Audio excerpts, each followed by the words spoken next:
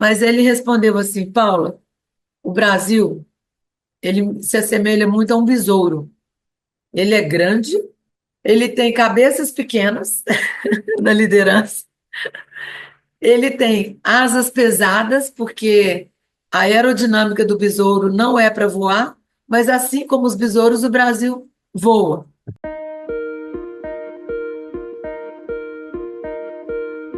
Olá, pessoal. Começa aqui o programa Diagnóstico por Dentro do Mercado, numa parceria com a CBDL, Câmara Brasileira de Diagnóstico Laboratorial, um segmento que cada vez mais conquista espaço e principalmente traz para nós, pacientes, muita segurança em relação a uma detecção de doença ou, sem dúvida alguma, um alerta em relação à nossa saúde. Hoje temos a honra de receber a doutora Paula Fernandes Távora, graduada em Medicina pela Faculdade de Ciências Médicas de Minas Gerais e sócia fundadora das empresas Vaccin, Vacinas e Exames Laboratoriais e Laboratório Inovimed, Point of Care Lab. Doutora Paula, que honra tê-la aqui conosco, principalmente para contar um pouco dessa parceria, né, que você trava com a CBDL já de longa data. Seja bem-vinda.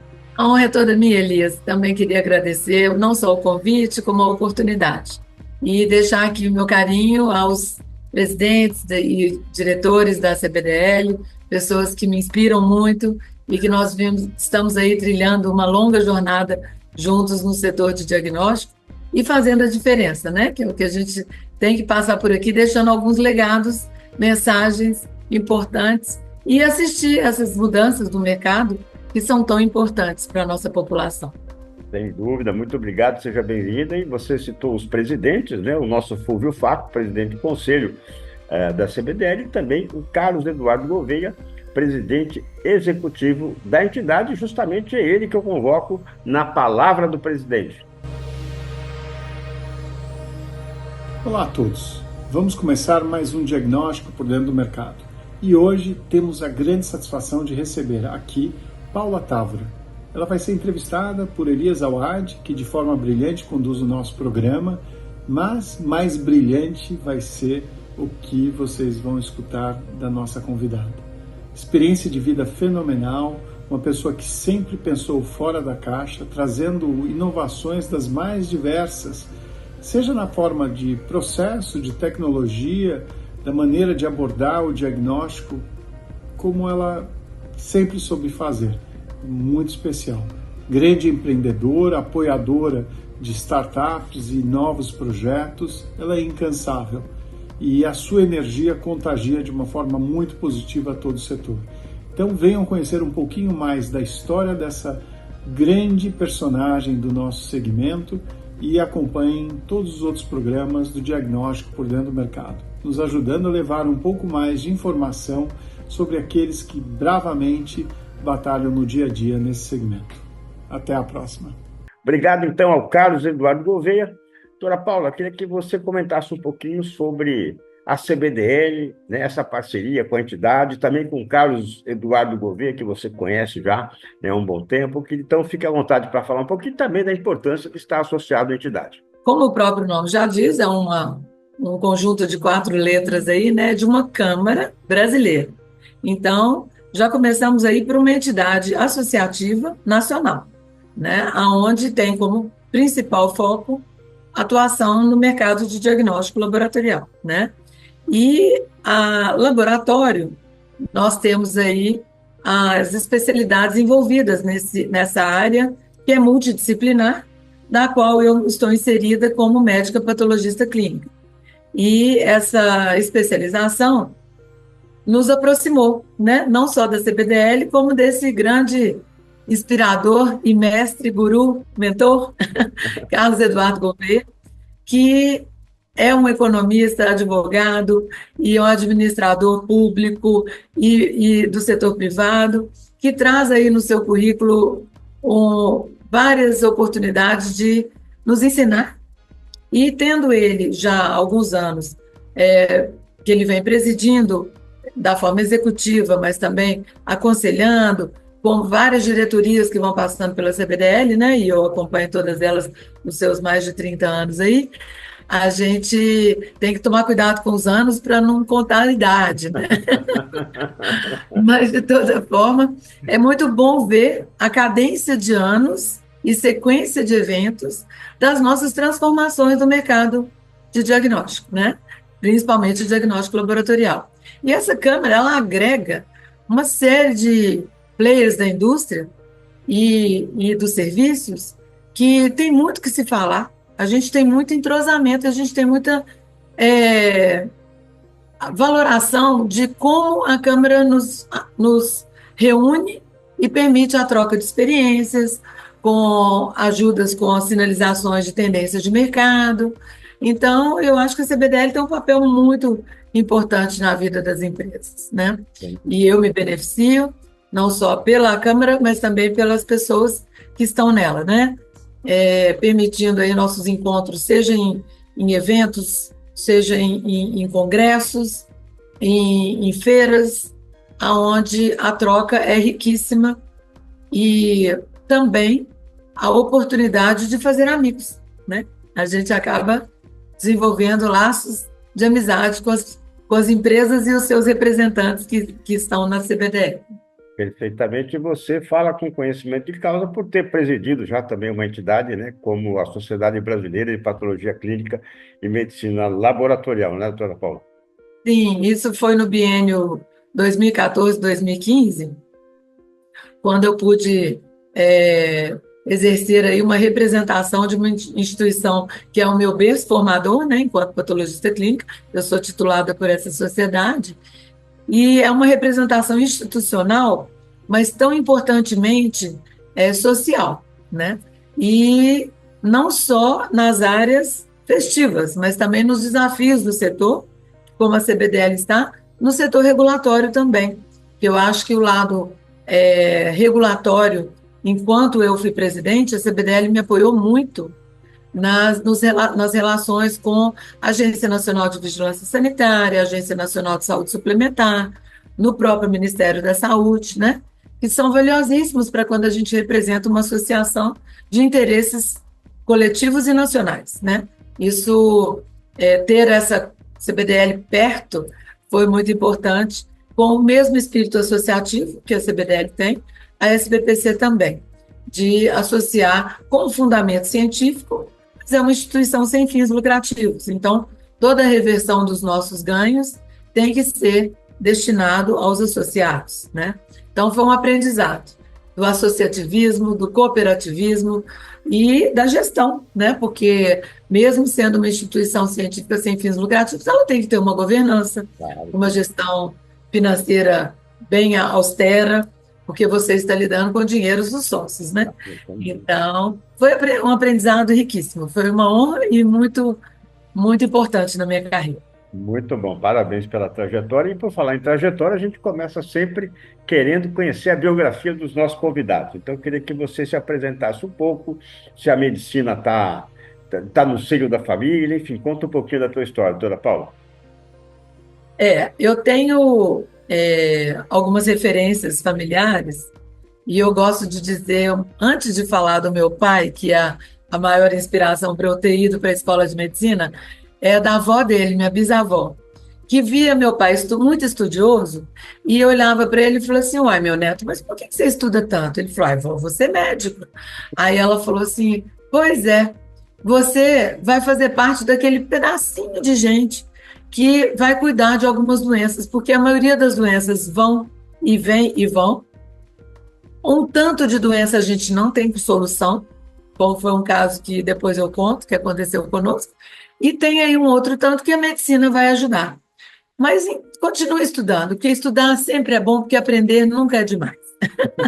Então, a sabedoria da minha bisavó, permeando aí a minha inspiração, que foi meu pai.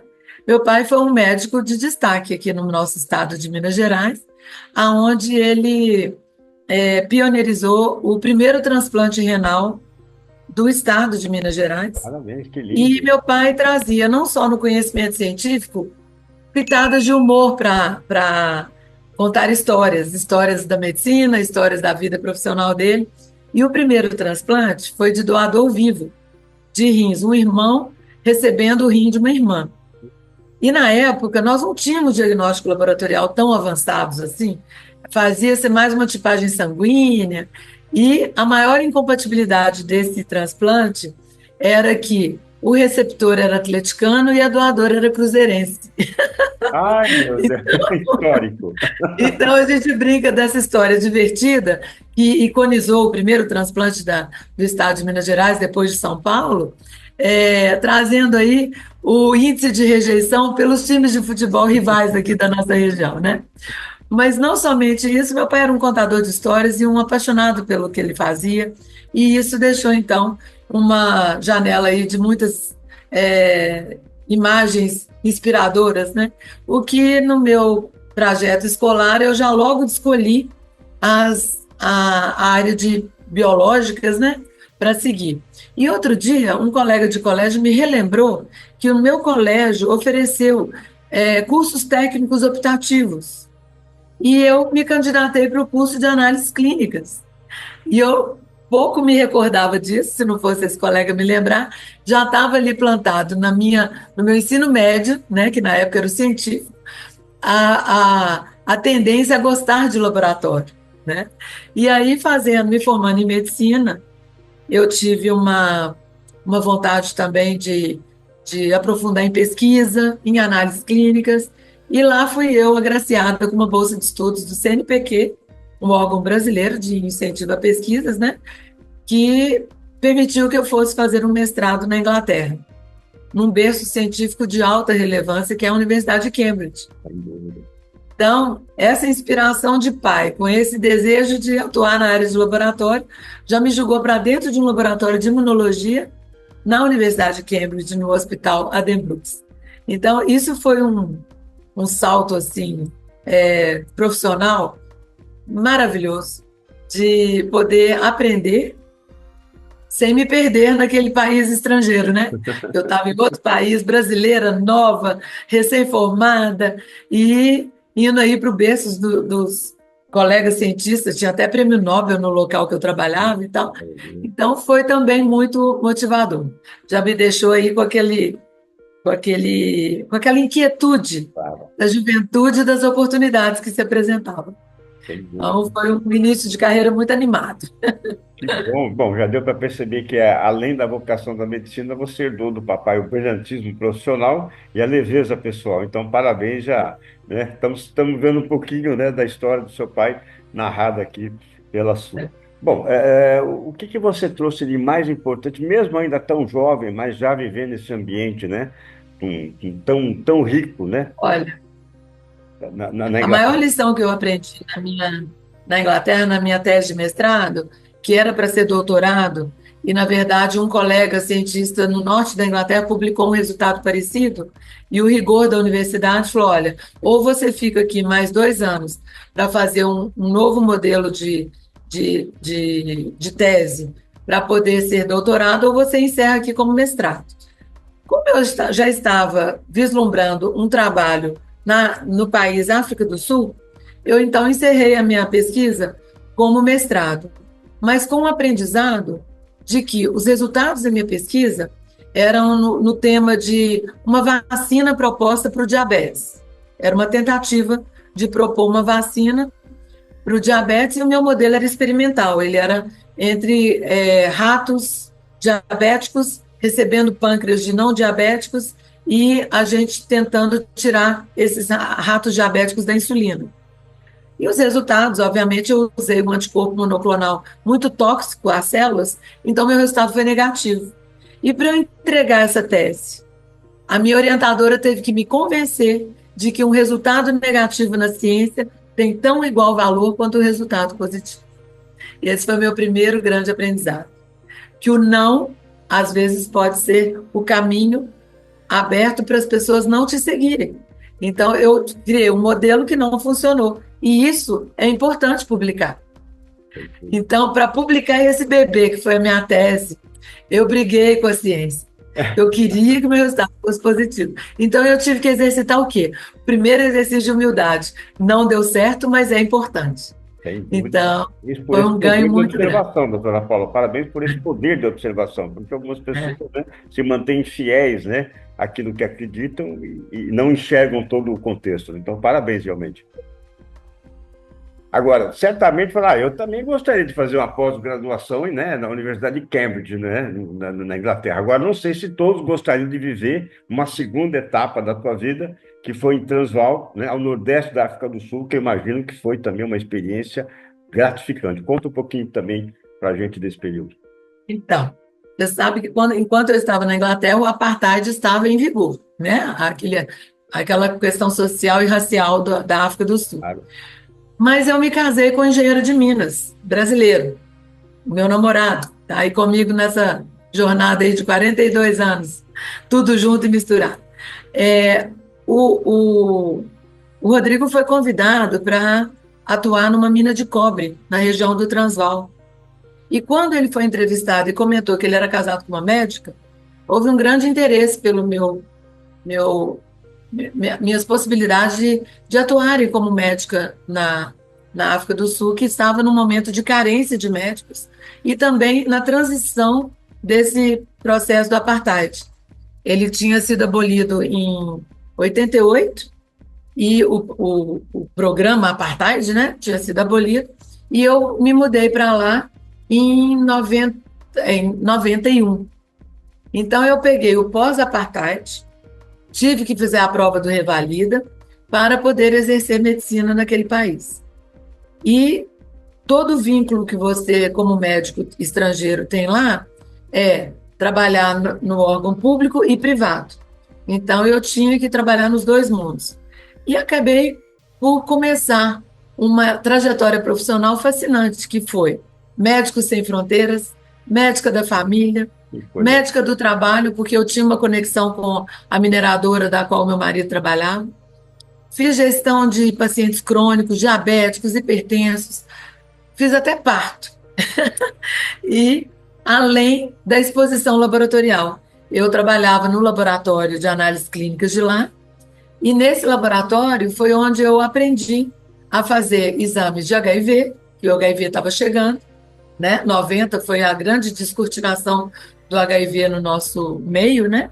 Aquela grande primeira epidemia se tornando pandemia. Malária, que era muito comum na região que eu trabalhava, então, olhar lá o bichinho no microscópio, na gota espessa, esquistossomose, doenças que eu não imaginaria, tétano, que eu só tinha visto em livro, tétano neonatal. Então, foi uma abertura de tirar os livros-texto para a prática. Foi fascinante. E foi lá também que eu tive a minha primeira filha. Então, eu construí família, carreira profissional médica, fui convidada para dar várias aulas para as escolas, para as meninas me perguntando como ser jovem médica branca, entre aspas, porque o brasileiro é miscigenado, mas dentro da categorização da África do Sul eu estava na classificação branca, e como que eu aceitei o desafio de ir para lá. Então, uma escola que eu dei aula, o reitor me ligou e falou, ó, todas as meninas querem fazer medicina. Talvez por eu ter traduzido a minha satisfação com o meu momento, né? E tive também a oportunidade de ter um sentimento cultural de ser descoberta pela Igreja Católica e, por falar português, cuidar dos refugiados de Moçambique que estavam em guerra civil. Então, mais um trabalho missionário que me deu muita alegria e também me testou, né, do ponto de vista cultural, porque eu tive que me relacionar com os curandeiros, com os pajés, com as questões culturais da introdução à vida sexual dos meninos, que eles faziam a circuncisão no modelo de vigília religiosa. Então, sim, foi riquíssimo. E quando chegou a minha filhota, que nasceu lá, também fui muito feliz. O parto foi maravilhoso.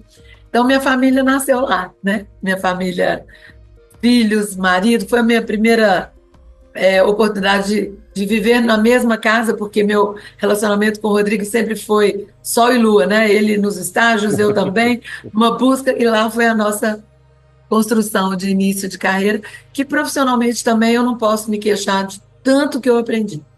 Puxa vida, olha, doutora Paula, por isso que eu amo o que eu faço, eu amo biografias, eu amo ser biógrafo, porque quem imaginaria, né, encontrando você nos eventos, né, dentro da patologia e tudo mais, essa história tão rica que você viveu, que você vivenciou, que te transformou e principalmente, né, que te permitiu realmente fazer sentido a vida, né, porque não é só a medicina já permite Já isso, é um grande sentido, né? né? Mas tem os periféricos aí que são tão ricos, né? E que, graças a Deus, eu fui apresentada. Não tenho dúvida. Parabéns, realmente, principalmente obrigado por compartilhar isso com a gente. Agora, realmente, o final do apartheid, ele ainda deixou muitas sequelas. Eu me lembro que em 98, eu ainda como repórter esportivo da Band, cobri a Copa de 98. Olha, O Felipe Troussier era o técnico da África do Sul. E, doutora sim. Paula, quando saía gol da África do Sul, os brancos comemoravam do lado e os pretos do outro. Enfim, eles não se uniam para comemorar o gol, né? Nem no momento tão especial, tão nobre, né, do futebol É. como é o gol. Então ainda havia resquício. Foram Agora, 40 anos, né, Elias? sem Acho que dúvida, para transformar isso, talvez outros 50 sejam exatamente, necessários. sem dúvida alguma, sem dúvida alguma. Mas a troca de gerações, né, vai permitir isso, sem dúvida alguma. Agora, você saiu de um Brasil com uma inflação explodindo, uma troca de governo, né? O salvador da pátria, né? O caçador de marajás chegou E aqui, cheguei no Brasil, depois de é, 7 anos fora, cheguei exatamente, exatamente com a chegada da URV. para rever, Numa né? cota do mundo, Exatamente. aí a moeda se estabilizando. Então, a loucura da hiperinflação, eu estava lá. Como é que Brasil você deixou, que Brasil você reencontrou? Pois é. Eu encontrei um Brasil fictício, né? Porque a URV, ela meio que zerou o dólar, né? E a gente ficou ali numa falsa ilusão de que a nossa moeda estava sendo retomada a força dela, né? Então, um choque, porque eu tinha um salário de expatriada lá, né? E eu estava, vamos dizer assim, financeiramente bem. E cheguei aqui no Brasil com essa ficção do RV, e eu me lembro que a primeira carteira assinada aqui foi com dígitos absolutamente, assim, indignificantes, entendeu? Para não dizer uma subremuneração para uma pessoa que carregava uma história bacana, né, de poder contribuir. Mas depois eu entendi. As pessoas que estavam me contratando não me conheciam um pedaço de papel que era o meu currículo. Então, eu aceitei os desafios dos baixos salários e aceitei os desafios e eles foram muito prósperos, porque em menos de 3 anos as pessoas aprenderam a me conhecer e eu conquistei o reconhecimento e a remuneração adequadas para as minhas perspectivas, né? E foram esses 6 anos, depois que eu voltei para o Brasil, que foi de 94 a 2000, que eu dirigi tecnicamente uma rede de laboratórios aqui em Belo Horizonte. E foi lá também que eu encontrei a primeira crise econômica dos laboratórios, que foi quando os operadores e planos de saúde chegaram. Essa saúde suplementar que, naquela época, Elias, foi extremamente nocivo para os laboratórios. Porque nós, laboratoristas, patologistas clínicos, biomédicos, bioquímicos, nós tínhamos as instituições definindo a nossa remuneração, definindo quanto que a gente valia. Então, um hemograma tinha o seu preço determinado pelo gestor. E aí chegaram os planos de saúde e falaram assim: olha, agora o seu hemograma é 10, agora a sua urina é 1. E os donos de laboratório, gestores, e eu, inclusive, nós fomos surpreendidos com uma crise econômica brava no setor laboratorial. E foi quando despertou aquela situação interna que eu não sabia que eu tinha de uma mente empreendedora. Eu ajudei o laboratório a enxugar, a fazer toda a acomodação do seu momento econômico, e cheguei para o dono do laboratório. Eu não era filha, você sabe que os laboratórios têm uma tradição de terem Sim. sucessões familiares, né? Eu não era da família, eu fui me candidatei à minha saída voluntária e fui empreender. Foi quando eu fundei a minha clínica, que faz, dia 3 de abril, completam 25 anos de vacina. A minha clínica de vacinas e exames laboratoriais completa 25 anos de uma trajetória linda, que nasceu lá no ano de 2000, quando eu decidi ser empresária na saúde, num momento de crise. Ou seja, eu vi a crise como uma oportunidade. Não tem hora E certa para não, começar, então, né? e Não não me tem, arrependo. Oi? não tem hora certa para começar, né? Não tem. E aquela foi uma hora em que eu posso avaliar que, no meu caso, famosa tirar o S da crise, e eu criei uma empresa e fui beneficiada e muito feliz. 25 anos aí. No meio desse caminho, tivemos muitos percalços e tudo mais, mas fui capaz também de não me arrepender e criar uma segunda empresa, que é o laboratório, que veio aí anos depois, mas para atuar em outra área, em outro segmento, que é uma inovação, né, na área de laboratório. E, Elias, hoje, antes da gente começar a conversa, eu recebi um artigo do LinkedIn, que eu tenho até que, para eu não errar com o autor, né?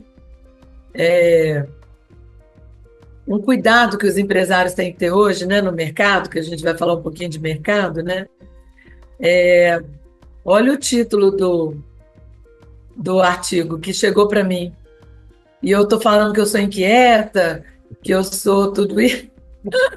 Olha só,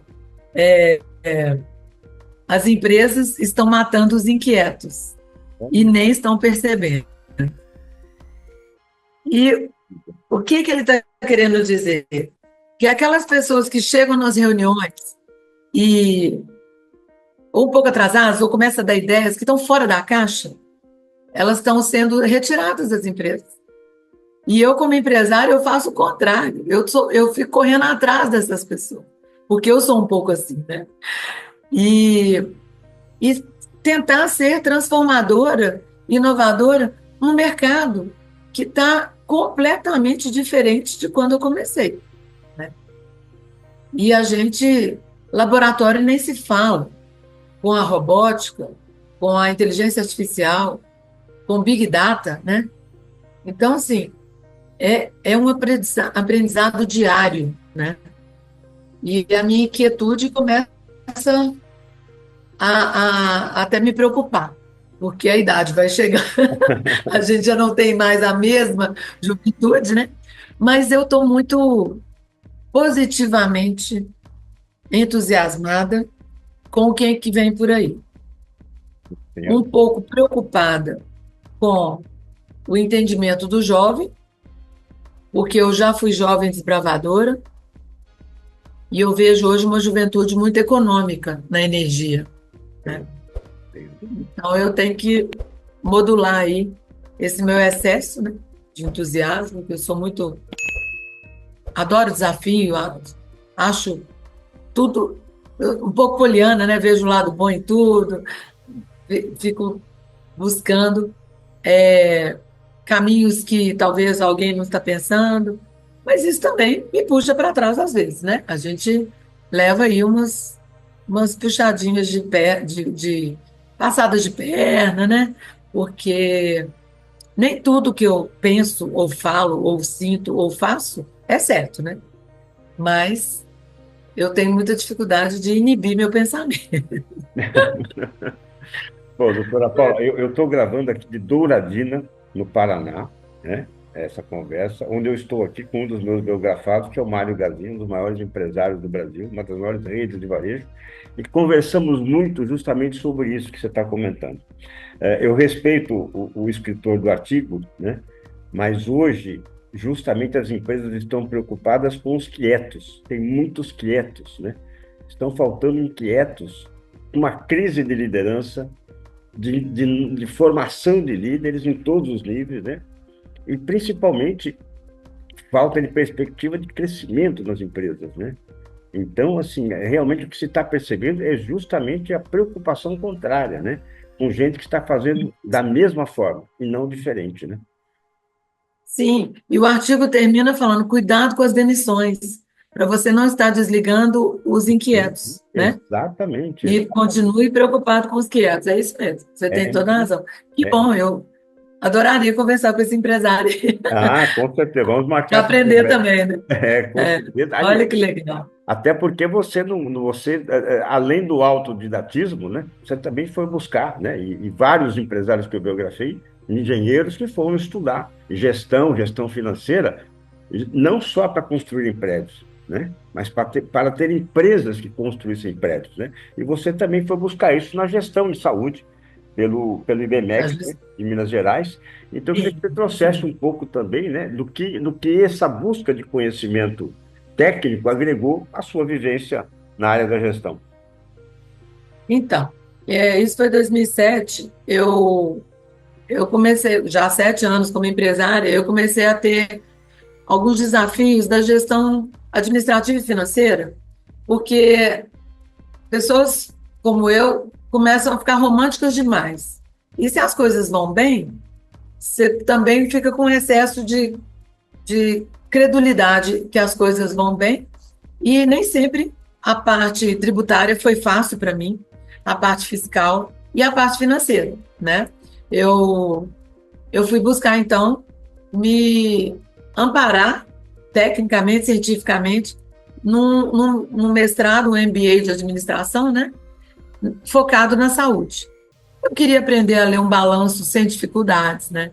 Eu queria entender as, as, as exigências tributárias do meu setor, né? E aí, esse MBA foi muito importante para isso. Ele teve também a parte de tecnologia. A gente estudou os RPs, os prontuários eletrônicos, né? Essa tendência de unificação de dados, que é o grande desafio dos nossos mosaicos de informações que a gente tem na área da saúde, né?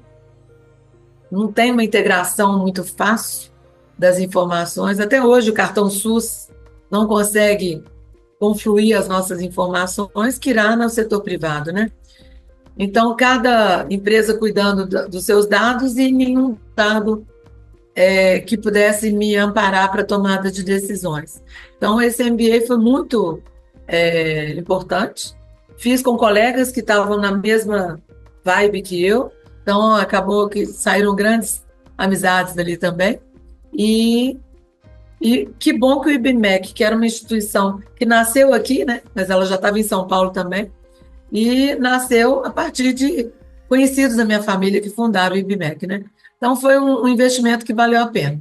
E eu saí de lá mais fortalecida nas minhas partes fracas profissionais, né? Que riqueza, né, de ganho, né, conceitual, sem dúvida alguma. Acredito até que isso provocou até uma outra atividade sua, que é a atuação como membro de conselho consultivo. Então, Então, me traz um pouco dessa vivência. você já deu para notar que eu falo muito, né? Amém, né? Graças a Deus. É o que eu mais Então, amo. eu comecei a enxergar uma oportunidade de transição de carreira, que é quando você é empresária, e já vão-se anos aí, a visão empreendedora ela começa a ficar um pouco mais cuidadosa, né? A ousadia vai diminuindo. E aí você é muito demandado, as pessoas te pedem muito conselho, muita opinião, e eu sempre fui doadora de informação, eu nunca aprendi, sempre achei que quanto mais eu doasse, mais eu receberia. Tem uma parte Aí de agrego verdade. outra atividade sua, que é de professora também, sem dúvida alguma, e isso é uma Exato. atividade E fundamental. como eu era palestrante e dava aula e fui para ciências médicas, egressa de lá, voltei para dar aula, né? A doação do conhecimento para mim nunca foi problema. Mas eu comecei a observar que eu estava doando gratuitamente tudo e nem sempre a reciprocidade era equilibrada ou proporcional. E aí eu comecei a procurar o IBGC, o Instituto Brasileiro de Governança Corporativa, a Fundação Dom Cabral, que é mineira, né? E tentando me afiliar a alguma caminhada como conselheira e monetizar isso, né? Ver se alguém reconheceria isso. Sabe qual foi o meu grande desafio, Elias? É não me afiliar a modelos de conselho de administração, mas Perfeito, de sim conselho consultivo. perfeito. Porque o conselho de administração, para uma executiva Claro, empresária, a gente perde a mão. A gente acaba querendo colocar o input pessoal e empresa dos outros, na né? gestão, é verdade. Então, esse limite, eu estava fronteiriço, eu estava muito equivocada. Então, eu fui e resolvi não só ter sido honrada de ser convidada para ser conselheira do Conex, dos ex-presidentes, foi uma coisa natural, né? Os ex-presidentes da SBPC formam um conselho consultivo, isso já me deu uma certa bagagem, né? E aí, em 2018, eu fui convidada para ser conselheira consultiva de um fundo de investimento de startups e builders. E aí, na Vertical Saúde. Aí, sabe quando você, assim, acha que é a sopa no mel? Ou é o mel na sopa? Ficou tudo tão fluido. E aí eu aceitei o desafio. Mas eu senti falta de novo, ter uma formação técnica, científica, documentada. Aí eu fui buscar a certificação. E concluí ela não tem muito tempo.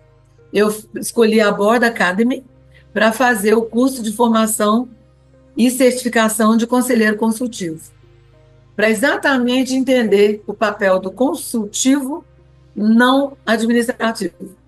E Tá foi bem. muito importante. É um curso de imersão rápida e muito com excelentes mentores, gurus e professores. Então eu estou agora ainda mais animada, porque o networking é fantástico, né? E para a CBDL mais ainda, porque é uma câmara que sustenta um parceiro científico, né? Então, eu vejo aí também como uma oportunidade futura, né? Sem Nessa dúvida. transição. Sem dúvida. Você passa mais um pedaço do teu legado que nada é empírico, né? Realmente a gente tem que se Que é, aprofundar, estudar, né? Sem que é dúvida. uma missão. Não tenha dúvida. Porque eu tenho o meu entusiasmo, eu tenho os meus propósitos, mas eu tenho os meus legados que eu quero deixar. Ah, sem dúvida alguma. Ele está deixando de E, obrigado um, por nos presentear com parte dele aqui. e que é o laboratório de Point of Care. Essa é uma área do diagnóstico laboratorial que eu venho estudando junto com alguns colegas de profissão desde 2004. Mas o Brasil não avançou na velocidade que outros continentes e países avançaram. Mas eu botei essa pedrinha lá em 2018, falei, vou fundar um laboratório com essa especialização. E posso te dizer que agora que eu estou colhendo os frutos. Então, eu estou igual eucalipto. Se não planta, não colhe. E como Demora já para vão colher, completar, sem dúvida, é verdade. já estamos no 7º ano aí, eu acho que em 2025 eu vou começar a colher um pouquinho do eucalipto que eu plantei É a lá em história do 2018. eucalipto, é isso mesmo. Sem dúvida, não é para ontem, né? É para amanhã, né? Sem dúvida É, alguma. Você sabe que eu então, me lembro também de um dos meus empresários com 95 anos, um dos que eu biografei, e fui visitá-lo na fazenda, e ele me mostrou uma plantação, e ele falou, daqui a 10 anos, né, eu vou ter tantas, né, esta plantação vai estar assim. Eu falei, meu Deus do céu, um homem de 95 anos fazendo fazendo um plano planos, de né, ideia. para daqui uma década. Então, quem somos nós, né, para achar que, né, que Que, nada tá, serve, né? Exatamente, né? Então, que a gente não plantou uma sementinha ali que ela não tem que percorrer alguns tempos, né? exatamente, exatamente, é vivendo e aprendendo. Agora, puxa vida, então o dia da doutora Paula já está completo. Não, ela ainda é representante nacional da Organização Mundial da Saúde, da OMS, né, pela Associação Mundial de Medicina Laboratorial, a VOSPAL, e conselheira consultiva do CONEX, Conselho de Ex-Presidentes da Sociedade Brasileira de Patologia Clínica e Medicina Laboratorial. Imagino também que devem ser encontros, reuniões, assim, de um grande Então, nível, né? então, Elias, essa foi uma oportunidade muito diferenciada de representar a SBPC na Organização Mundial da Saúde através da nossa filiação à Sociedade Mundial de Patologia Clínica, Medicina Laboratorial. E quem anda junto com a SBPC e com a CBDL alcança voos muito bons, muito interessantes. A gente teve, eu tive a oportunidade, enquanto presidente, de sugerir uma internacionalização da nossa sociedade científica. E eu acho que a CBDL tem feito muito isso também. E essa internacionalização nos aproxima de fóruns e assembleias mundiais e networking com grupos e associações e organizações não governamentais que estão com os mesmos propósitos, de entender as tendências, para onde que o mercado está indo, o mundo está indo, o que tem de inovação, diferenças e laboratórios. E essa assembleia que eu representei a SBPC lá em Genebra, na Organização Mundial da Saúde, foi exatamente quando nós fomos surpreendidos com o surto epidêmico de ebola, do vírus ebola, que quase foi uma prévia da pandemia. A gente nem imaginava que o SARS-CoV-2 chegaria para nos amolar tanto. E o ebola era o grande problema da época.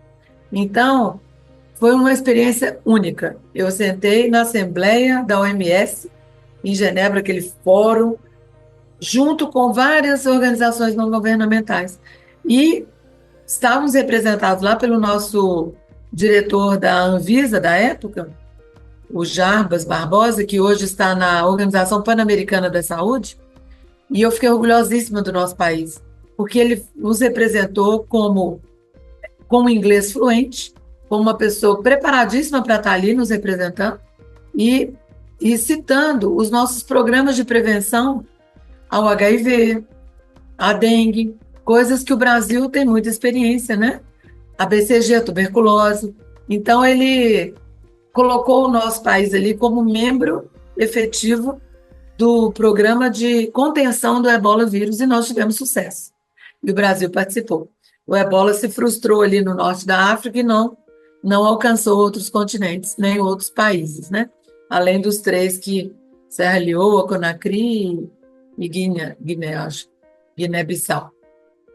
E um caso ou outro que escapou para os Estados Unidos. Então, desde então, a SBPC se internacionalizou. E, vez ou outra, eu e o Carlos nos encontramos aí nas internacionalizações da CBDL, que a gente tem que estar ligado nas tendências, a gente tem que saber o que o mundo está pensando. E nós éramos muito americanoides e europeus. A gente tem que agora olhar para a Ásia, tem que olhar para os continentes. A Austrália, que tem muitas semelhanças de latitude conosco, a própria África do Sul, do continente africano, é o país que mais se assemelha ao Brasil, né? Tem até uma monografia de um sul-africano que ele escreveu A Mirror Image Across the Atlantic, que a África do Sul é um espelho através do Atlântico do Brasil. Então, a gente tem que estar ligado, né, na internacionalização das doenças, na globalização, porque nós vimos quão estratificado e diferente é a saúde pública e a saúde de cada continente. Então, nós apanhamos mesmo. A gente brinca que o SARS-CoV-2 é o conselheiro de administração global, porque ele definiu tudo no nosso mundo por 2 anos, né? Ele definiu tendência, marketing, comercial, finança, saúde, matou milhões, né? E nós tivemos que nos moldar a um vírus, né? Então, eu acho que o diagnóstico laboratorial ganhou demais na pandemia. E essa internacionalização, sem dúvida, foi importante, tanto na minha gestão quanto no pós, né, gestão. E eu estou aqui hoje, honradíssima de estar aqui compartilhando o nosso momento, que eu acho que agora é um olhar do diagnóstico laboratorial. A inteligência artificial, nossos exercícios de humildade, que a gente consegue fazer a inteligência artificial ficar inteligente porque ela precisa de nós. E quando eu vejo hematologistas brigando com o laboratório, que o diagnóstico de leucemia não está certo, E eu vejo um pesquisador aqui na UFMG implantando a inteligência artificial na leitura óptica da morfologia das células, ensinando a IA a auxiliar no diagnóstico, interpretando 10 mil células ao invés de 100 do olho humano, o caminho já está trilhado, né? Nós só temos que respeitar e acompanhar, e não achar que não está acontecendo. Não tem ali tirar o melhor proveito, né? Sem dúvida alguma, né? Em prol da saúde, né? Toda essa E a outra coisa que a pandemia nos trouxe de mensagem também, nessa internacionalização que a gente está falando, é os dados da saúde, né? A Big Data. Nós temos ouro em pó na mão, mas nós temos que trafegar, integrar e conversar. A comunicação global não está boa, né? Olha aí o que nós estamos vivendo politicamente recente, né? Então, mas nós temos que ter acesso aos dados para tomar decisões mais inteligentes, né? E não apenas reagir a tragédias, a catástrofes, a pandemias, né? A gente vai organizar um evento em Belo Horizonte e nós vamos tratar esse assunto. Point of Care. Point of Care não é um exame laboratorial. Point of Care é um conceito laboratorial de você fazer exame perto do cliente. E você não sabe como que esse conceito foi importante na tragédia de Porto Alegre, onde nós fizemos testes de febre amarela, de leptospirose, lá em campo, né? Com outros players ajudando. Então, eu vejo hoje, Elias,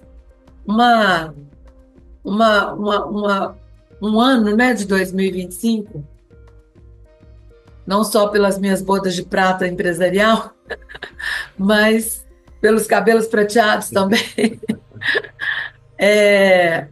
Um ano de grandes mudanças no setor laboratorial, para melhor. Temos alguns riscos, temos as bioéticas aí nos incomodando, né? Porque em todas as áreas tem gente do bem e tem gente do mal, né?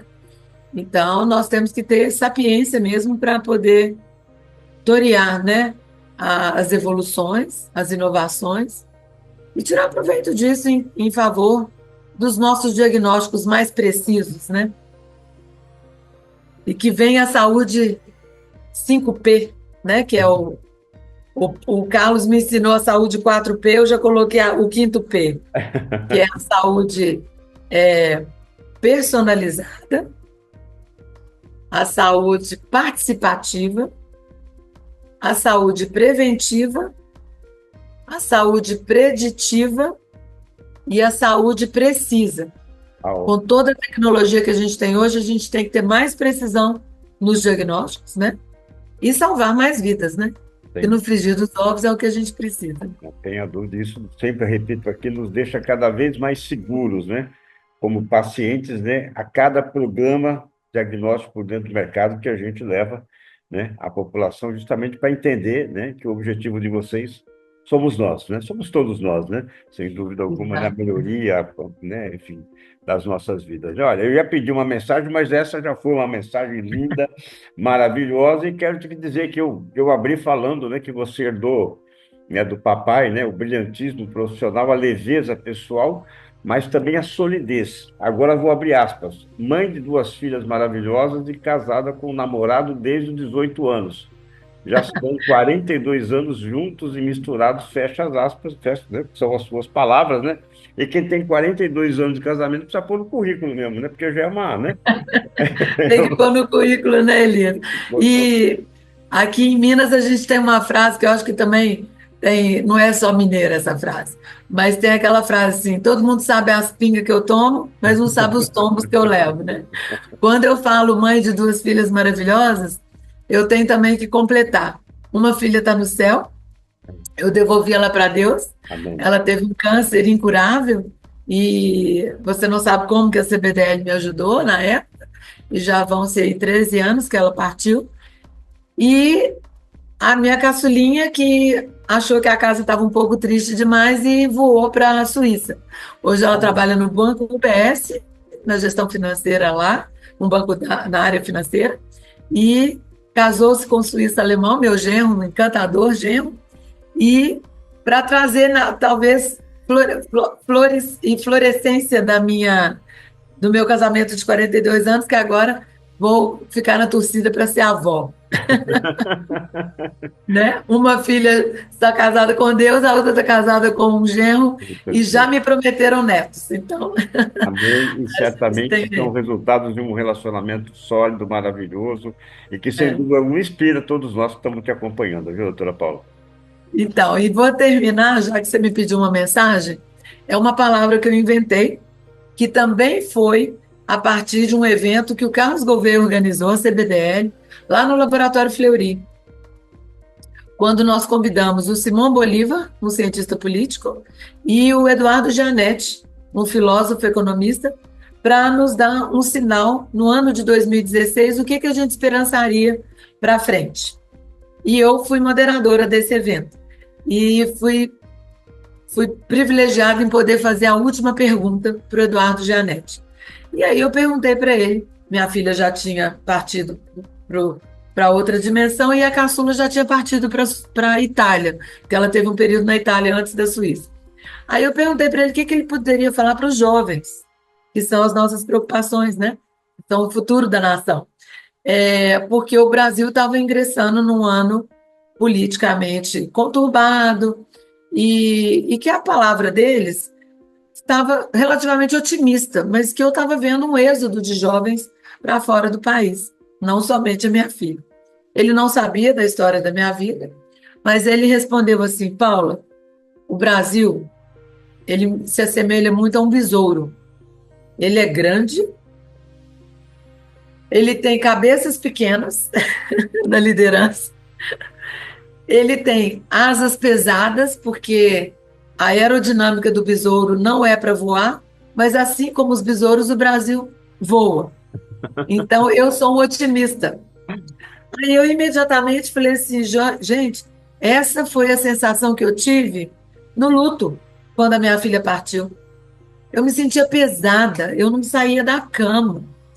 Aí eu imediatamente falei assim, então você vai me dar a permissão para a gente criar aqui uma junção de duas palavras e vamos criar uma nova palavra. Aí ele falou assim, e eu vou te dar os méritos da ideia. Ele falou, de jeito nenhum, qual é a palavra? Eu falei, que o próximo ano, que nós estamos aqui no fim de ano, falando para essa plateia, que o ano que vem vai ser um ano de besourança. Nós vamos esperançar, assim como os besouros, para ter um ano melhor. Ah, mas foi tão lindo, porque levantou todo mundo, nos aplaudiu, e o Eduardo falou assim, essa palavra é sua, você não precisa de me dar mérito nenhum. Então eu inventei uma palavra que eu trago ela comigo, que eu exercito com muita frequência, que é a esperança de besourar. Temos que, tá pesado, tá difícil, temos que voar. Que lindo, olha, que fantástico. Isso mostra realmente, né, que toda a tua experiência, né, a tua sensibilidade, né, em perceber uma situação, enfim, né, e adaptá-la, né, às nossas melhores condições. Então, parabéns, doutora Paula. Olha, eu estou encantadíssimo aqui. Como biógrafo, não teria programa melhor para poder fazer, conhecer, né, você tão a E fundo. eu muito Obrigado. honrada com você. É um querido entrevistador também. Muito obrigado, viu? Obrigado por realmente, né, se permitir, né, contar a sua história, né, compartilhar emoções, né, sensíveis aqui. Então, muito obrigado. A gente só tem a agradecer e parabenizar você por essa história linda, maravilhosa, como profissional e principalmente como ser humano que você é. Muito obrigado, doutora Paula. Grande beijo, Elias. Outro para Prazer. você. Muito Obrigado. obrigada. Muito honrada. Tchau, tchau. Igualmente, nós também. Hoje, doutora Felicidade. Paula Fernandes Távora, com essa história linda, emocionante, maravilhosa, inspiradora, transformadora, motivadora, tudo que for ouro aqui, né, que a gente puder compartilhar. Graduada em Medicina pela Faculdade de Ciências Médicas de Minas Gerais e sócia fundadora das empresas Vaccin Vacinas e Exames Laboratoriais e Laboratório I9Med, Point of Care Lab. Doutora Paula, mais uma vez, muito obrigado e obrigado a você que está com a gente aqui no Diagnóstico por Dentro do Mercado. Tchau, pessoal. Até o próximo programa.